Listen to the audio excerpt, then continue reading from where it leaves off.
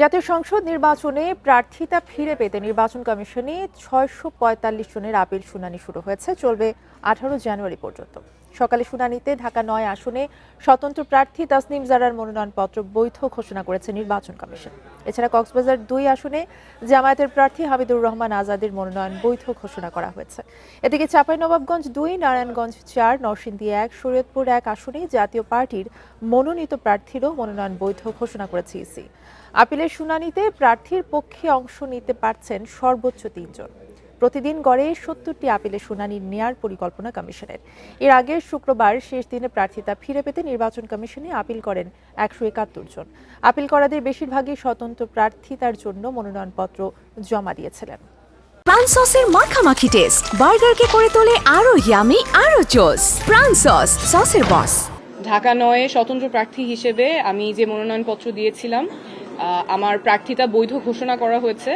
আমাদের পছন্দ ফুটবল মার্কা, আমরা সেটা নিয়ে আবেদন করব, তারপর নির্বাচন কমিশনের সিদ্ধান্ত থাকবে। নির্বাচন কমিশনকেও ধন্যবাদ, ওনারা আমাদের যুক্তিগুলো শুনেছেন।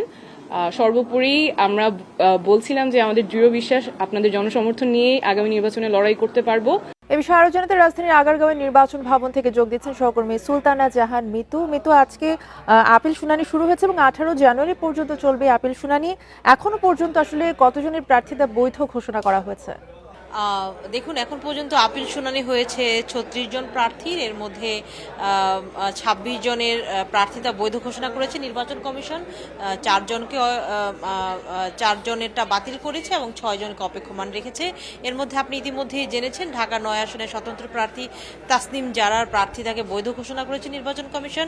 একই সাথে কক্সবাজার ২ আসনে জামায়াতের প্রার্থী এবং জামায়াতের সহকারী সেক্রেটারি জেনারেল হামিদুর রহমান আজাদের প্রার্থিতা বৈধ ঘোষণা করেছে নির্বাচন কমিশন।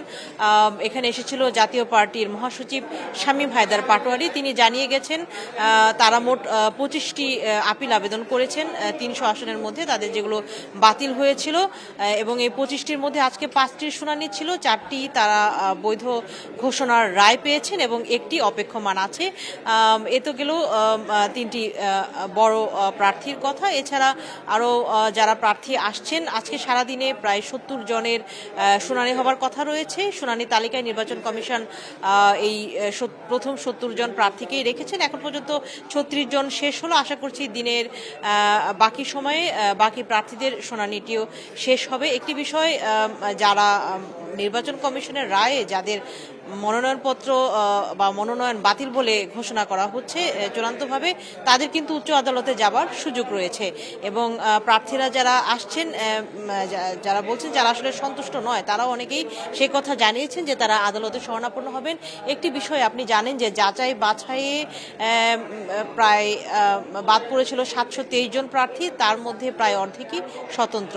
এবং এই ৭২৩ জন প্রার্থীর মধ্যে ৬৪৫ জন গতকাল পর্যন্ত আবেদন করেছেন। গতকাল শেষ দিন ছিল আপিল আবেদনের, অর্থাৎ সিংহভাগ প্রার্থী আপিল আবেদন করেছেন। এবং আজকে আমরা যেটি দেখলাম যে ৩৬ জন প্রার্থী শুনানি হলো, এখন পর্যন্ত ৩৬ জনের মধ্যে কিন্তু সিংহভাগের প্রার্থিতাকে আমরা বৈধ ঘোষণা করতে দেখলাম নির্বাচন কমিশনকে।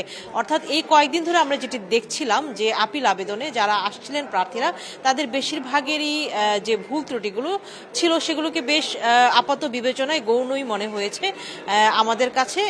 যেগুলো প্রার্থীরা আসলে অভিযোগ করছিলেন যে এই বিষয়গুলোকে স্ব রিটার্নিং কর্মকর্তা চাইলেই তাদের জেলায় সেটি সমাধান করতে পারতেন, তাদেরকে আসলে ঢাকার কেন্দ্রীয় কার্যালয় পর্যন্ত টেনে আনার কোনো প্রয়োজন ছিল না। এবং যে সকল গৌণ অভিযোগগুলো বলছি, যেমন ভোটারের সমর্থনযুক্ত তালিকা থাকলেও ভোটারের হাসূচক সম্মতি।